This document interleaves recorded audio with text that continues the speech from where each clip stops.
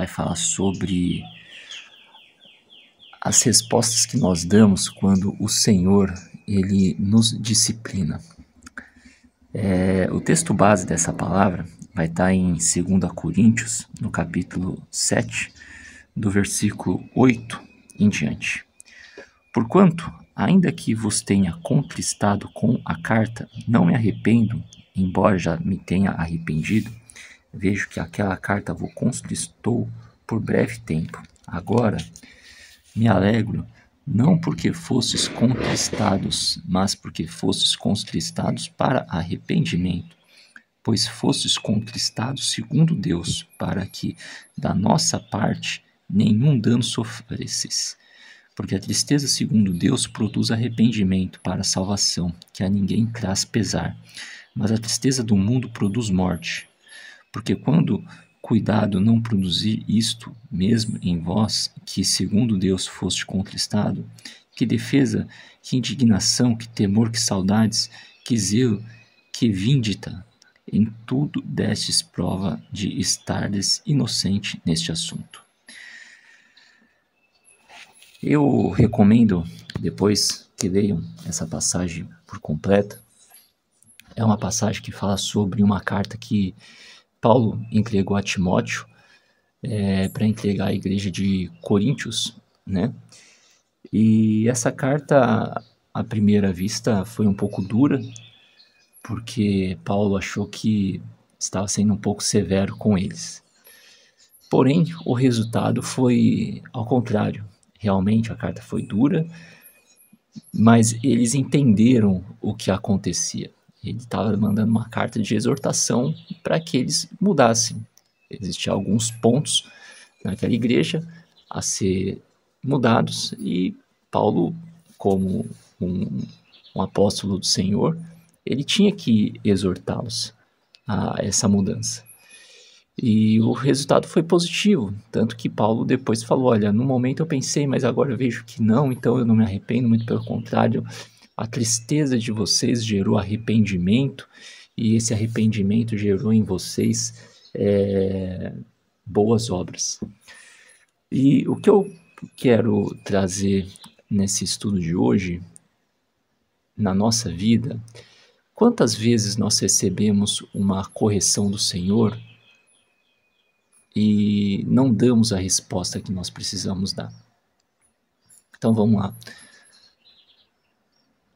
O Senhor nos exorta sobre alguma coisa que você fez errado, um pecado.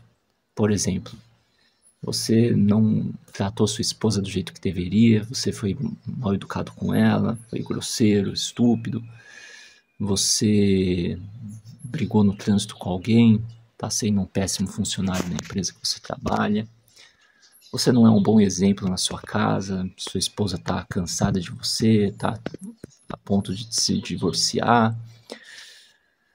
E essas correções que o Senhor dá na nossa vida, a primeiro momento, ela nos traz um peso de tristeza muito grande, né? Em Hebreus ele fala um pouco sobre isso também. Porém, nós não devemos, como é que eu posso dizer, desistir, desanimar, em hipótese alguma. Nós devemos permanecer, continuar e persistir e não nos deixando abater. A primeiro momento você se abate, você fica triste, porém imediatamente você tem que dar uma resposta sobre isso. Você tem que entender que nesse momento existe um pecado, esse pecado está dominando você. E você precisa dar uma resposta para Deus, porque o Senhor ele põe expectativas na sua vida também. Então você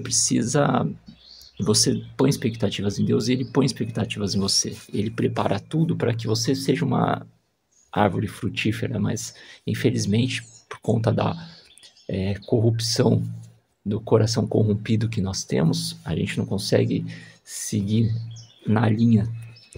Então o Senhor, para que isso aconteça, Ele disciplina a gente. Então você precisa dar uma resposta, e essa resposta agora já não é mais emocional. Essa resposta você precisa entregar ela de uma forma racional. No livro de Tiago, capítulo 4, ele fala sobre você resistir o diabo. e ele vai fugir de você. Você precisa entender que esse pecado está dominando sua vida, de alguma forma. E você precisa resistir a esse pecado. Mas é difícil resistir o pecado. Nós não temos forças próprias nossas para isso. Você precisa orar e pedir para Deus: Senhor, eu confesso meu pecado. Meu pecado é que eu sou viciado, eu sou um péssimo marido, eu não cuido da minha esposa direito, eu não sei liderar minha casa, eu sou um péssimo funcionário, por isso que minhas contas estão do jeito que estão, eu não sei administrar minha vida financeira, eu sou compulsivo com compras, eu vejo conteúdos proibidos na internet, eu sou viciado na pornografia, na prostituição, eu vivo na imoralidade sexual. Irmãos, cada um sabe o pecado que tem. E você precisa entender que esse pecado te distancia de Deus e que você vive numa disciplina com Deus porque você não muda. E você precisa entender que esse momento de dificuldade que você está passando, ele só está te impulsionando para levar para onde o Senhor quer. Ele quer te mudar, ele quer te transformar, porém você precisa aceitar a correção e precisa dar uma resposta racional. E essa resposta é resistir a esse pecado que está dominando sua vida. Então você reconhece, você ora, você pede para Deus e o Senhor vai te ajudar. Qual que é o primeiro passo nisso tudo? O resistir ao pecado é você lembrar que o pecado ele é uma escolha.